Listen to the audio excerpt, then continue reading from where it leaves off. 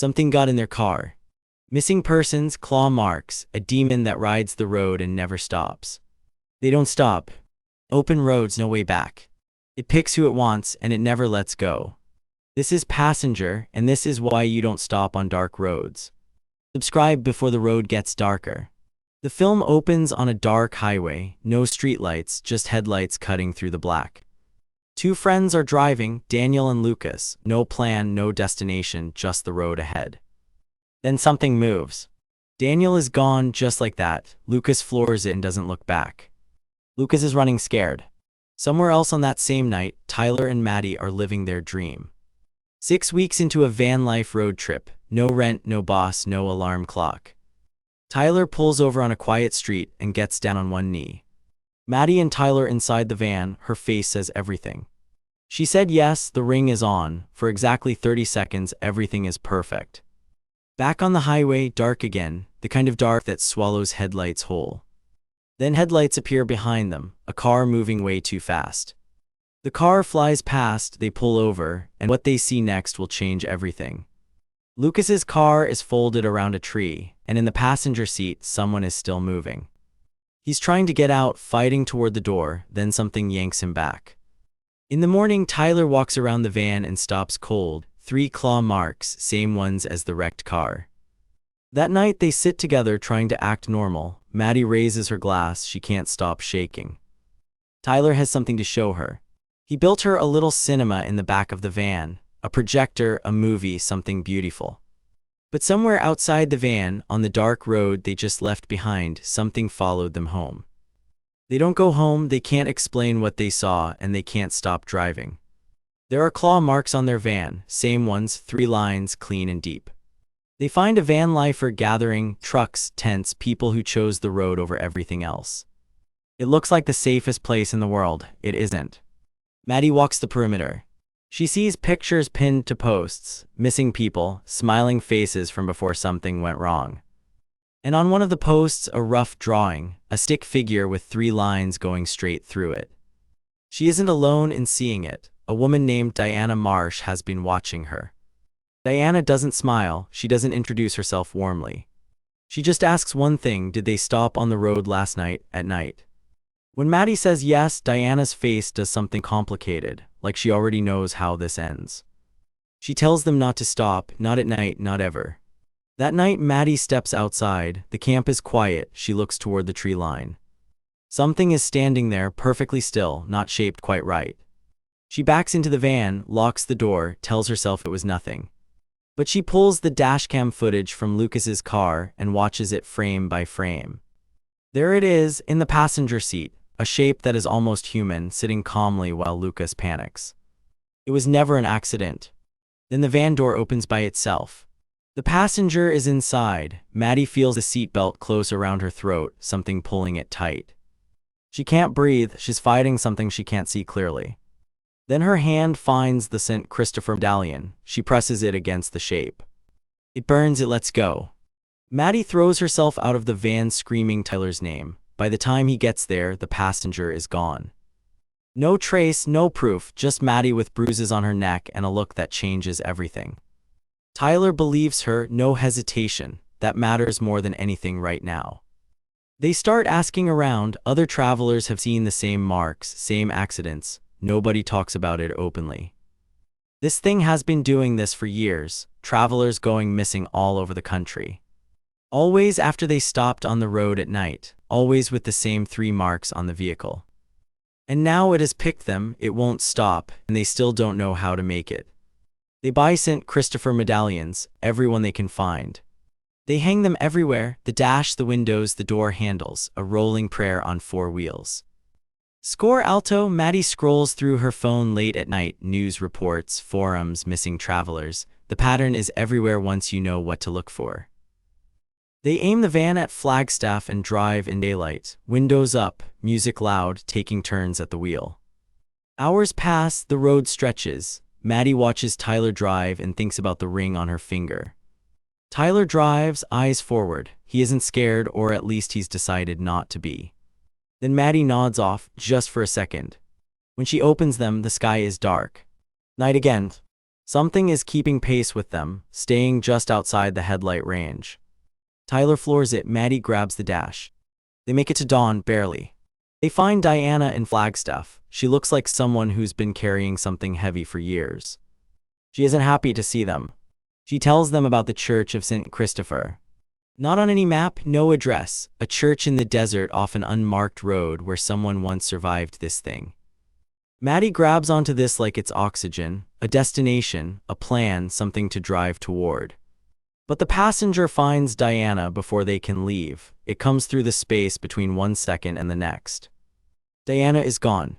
Tyler and Maddie run back to the van, into the night that was supposed to be safe. Tyler at the wheel, pushing the van as hard as it'll go.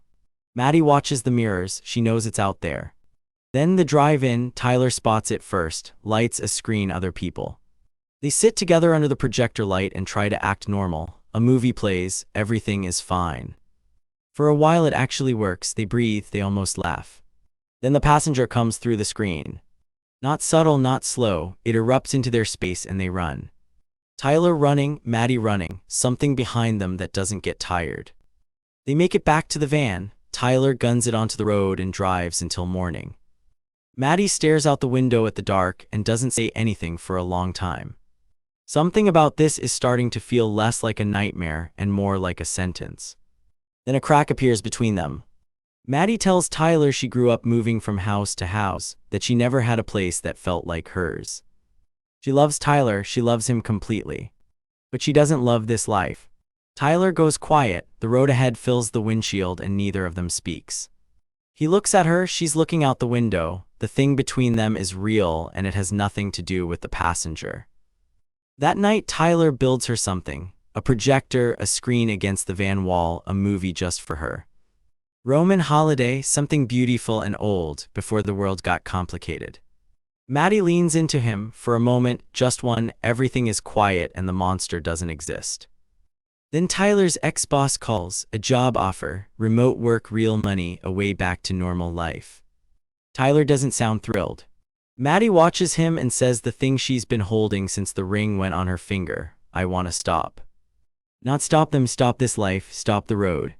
Tyler tells her he would never ask her to give up her dream for him. But before they can finish the conversation, something outside makes the van rock. They step out, nothing there, then Maddie sees it, the shape at the edge of the dark. Tyler grabs her hand. They back toward the van without taking their eyes off it. Did you see it? It sees them too. The road stretches ahead, dark, empty, the kind of silence that means something is already close. Maddie is driving. Tyler is asleep in the back. She's telling herself just a little longer. Her eyes drift just for a second. Then she sees something in the road. Tyler wakes up hard. A flat tire right here, right now. They pull over. The van ticks in the silence. Neither of them wants to get out. Tyler gets out with the jack. Maddie keeps watch from inside. The dark is total. Maddie scans the tree line. Nothing, then movement. The passenger takes Maddie by the ankle and drags her out of the van. Tyler throws himself after it. The van shifts. The weight catches his leg and pins him to the road. Maddie is gone. Tyler can't move. He screams her name into the dark. He changes the tire, broken leg, pure desperation. Then he drives into the dark to find her.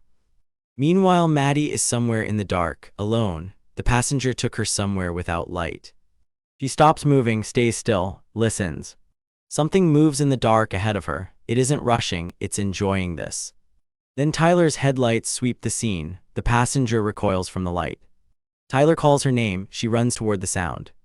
But then she sees something wrong, a figure walking toward her out of the dark, wearing Tyler's face. The shape isn't quite right, the way it moves, the way it fills the form. Then the real Tyler calls from behind her, and she understands in the same instant that isn't him. She runs. The real Tyler opens the van door. They drive without stopping. Hours later, exhausted, Maddie is in shock in the passenger seat. Tyler's leg is destroyed, but he keeps driving. He does not complain once. They still have a direction, the Church of St. Christopher, somewhere in the desert, not on any map. The van pulls into a deserted intersection. A church sits on the edge of town, but it isn't the one. They find others, survivors who have seen the marks, who know what's following them. Someone has a book, old text, handwritten, about St. Christopher and the demon he created. A demon that takes the form of a father, born from an act of blasphemy on the road. The church exists, holy ground, the one place the passenger cannot follow. The problem is finding it, no map, no GPS, just signs left by people who made it through before. Someone mentions hobo code, symbols carved into the landscape by travelers long gone. Tyler and Maddie look at each other. This is the plan, it's a bad one, it's the only one. Then the passenger hits the camp, it comes without warning. People scatter. Someone doesn't make it. Tyler grabs Maddie and pulls her toward the van. They have to go, now, without the others. They're alone again. Back on the road, into the desert, following symbols they can barely read in the dark. Maddie spots the first symbol on a billboard. They turn off the highway. An unpaved track, no lights, nothing familiar. But there's another symbol, and another. The passenger catches up. It comes at the van from every direction at once. Tyler is ripped out of the van. Maddie is alone at the wheel. They find Dahlia. She's been living off the grid, no phone, no address, no trail. She knows what's following them, and she knows it won't stop. Someone is following them all the way from Flagstaff. The passenger has never been this close. The camp scrambles, vans locked down. People who have survived this thing know exactly what to do. Dahlia pulls Maddie aside. She has one more piece of information, and it changes everything. There's a church, the Church of St. Christopher, holy ground, the only place the passenger cannot follow. Tyler holds Maddie's hand in the dark and tells her he's here, that he's not going anywhere. They load the van fast, medallions checked, route agreed on, no stopping. They go. The road opens into desert, no lights, no other cars, just the van and whatever is behind it. Dahlia told them where to look for Dahlia. The camp had already heard the name. They pull up at the camp. Some people don't want them there. They know what a marked van means. A man tells them to take their van and leave, that they're bringing bad luck to good people. Maddie refuses. She tells him the passenger has been following them for days, that it's caused accidents across the whole country, and that if they don't get to the church, it kills them. Someone from the camp steps forward. She's been here before, she knows the signs. She tells them to hurry, that when the passenger chooses you, it doesn't last long. The camp seals itself, doors locked, lights out, everyone waiting for a sound. It's going to keep following them, it never stops. The passenger isn't hunting, it's playing. It hasn't killed them yet because it's enjoying the chase. It causes accidents on purpose, it feeds on the suffering. Death is just the end of the fun. Most people don't last 2 days after it calls them. Tyler and Maddie have been running for days. That means it's almost out of patience. The informant tells them the rules: don't travel at night, if you do, don't stop, never stop. They've survived by following the rules. Years on the road, never a scratch. If you follow the rules, you never die. Those who ignore them always do. Maddie asks about the church. The informant goes quiet, like the word itself is dangerous. There's a very old story, a traveler who was hunted and made it to the church alive. If they get there, he could have hope. Tyler asks what to do when they get there. Nobody knows. The story ends at the door. The church is holy. Maybe its power is enough. Maybe it kills the thing. Maybe pray. Take him there, that's the plan, that's all there is. If it doesn't work, pray for your soul. Nobody laughs. The church isn't on any map. You have to read the signs, old hobo code carved into the landscape. They don't know how to read them. They'll learn on the road or they won't make it. Someone offers to guide them. No time, they have to move now. Take your van, go, meet on the other side. The van pulls out into the desert, into the dark. Headlights cut through the desert. Maddie spots the first symbol on a billboard, barely visible. She reads it. She reads it and turns off the highway onto an unmarked track. The van bounces and rattles. Another symbol, left, then another, straight ahead. Some left this trail a long time ago. St. Cristobal, they're close. The passenger hits the van from the side. The whole frame shakes. They don't stop. Tyler is ripped out of the van door. 1 second he's there, then he isn't. Maddie is alone at the wheel. She has a choice: stop and go back for Tyler, or keep driving toward the church. She keeps driving. She trusts Tyler is still alive. She trusts the plan. She drives. Tyler is on the road behind her, trapped. He tells himself this can't be over. He fights back, whatever it takes. He isn't finished. and ahead stone walls, a cross against the night sky. The Church of St. Christopher. Maddie sees it. And so does the passenger. It comes at the van one last time with everything it has. Maddie doesn't break. Someone in the group has an old book, handwritten, pages falling apart. They don't know much, but they know enough to keep moving. The story is this: St. Christopher once traveled the roads with a nomad monk. One morning the monk stopped cold, terrified by a cross on the roadside. Christopher realized he was traveling with the name of God and had created something dark in doing so. A demon born from blasphemy, a demon that rides the roads forever looking for travelers to break. They don't have to separate. Tyler and Maddie agree they go together, no splitting up. They stock up gasoline, medallions, water, whatever they can grab fast. Someone passes out the last of the St. Christopher medals, not enough for everyone. The vans line up, two of them, headlights on, ready to follow the signs into the desert.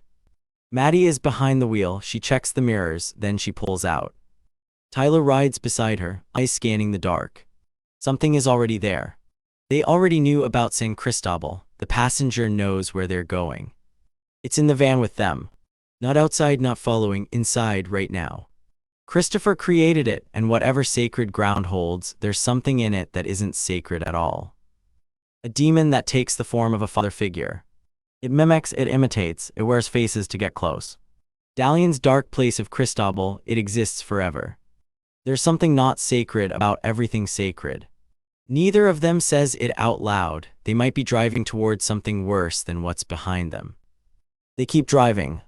The road curves into open desert, no reference points, no way back. The second van follows behind them, two headlights, two vehicles, not alone.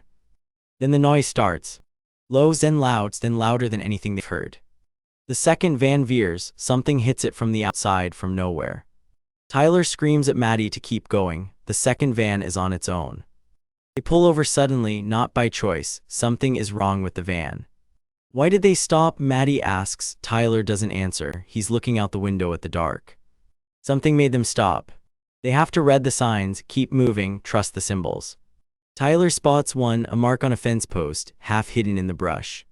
That symbol is the code of the pagoda. It means this is the way.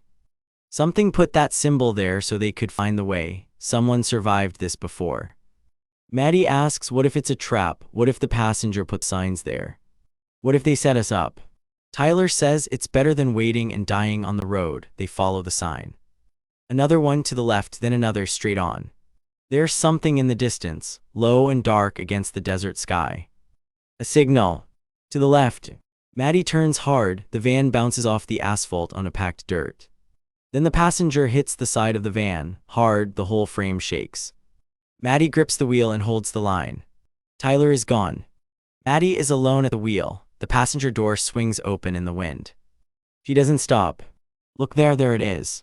She reads it. A path, an opening in the brush. This must be the path. The church must be close. She can feel it. This is it. The church must be close. Then the passenger comes through the windshield. Not a slow crawl, it launches at her through the glass. Maddie yanks the wheel hard. The van swerves. The passenger is caught between the van and the air, between momentum and the frame. Maddie doesn't brake. She uses the van as a weapon, drives straight at the thing. The passenger is flung across the desert floor.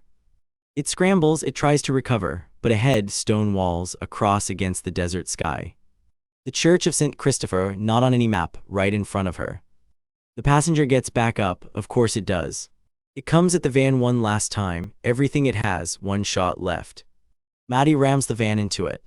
The passenger is driven backward into the stone statue in front of the church. St. Christopher, iron and stone. Impaled, it shudders. The dark shape that has been following them across hundreds of miles of American highway goes still. The passenger is impaled on the statue. The dark shape shudders, then it goes still.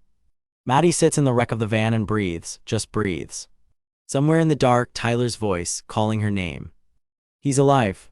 He crosses the desert toward the van, broken leg, not caring. The passenger tried to take him with it. He refused. They reach each other in the dark in front of the church. He finds her. She's still in the driver's seat. He holds on. Lights appear in the distance. Emergency vehicles cutting through the desert toward them.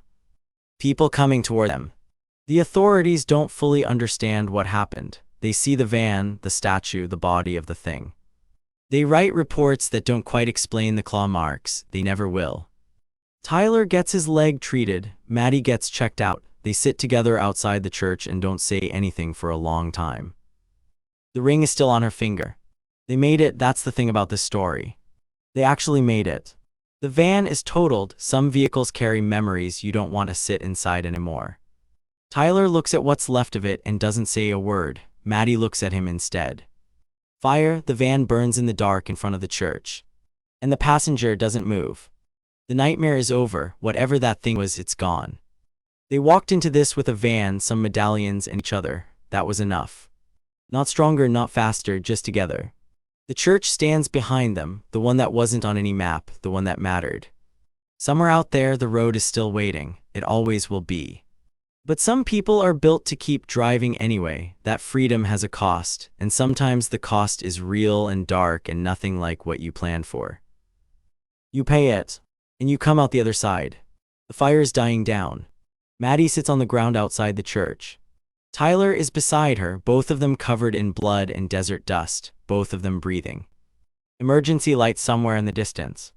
Neither of them speaks for a long time. There isn't a word for what just happened. Tyler looks at the church. Maddie looks at Tyler. The ring catches the firelight. They survived it, not because they were the strongest people on that road.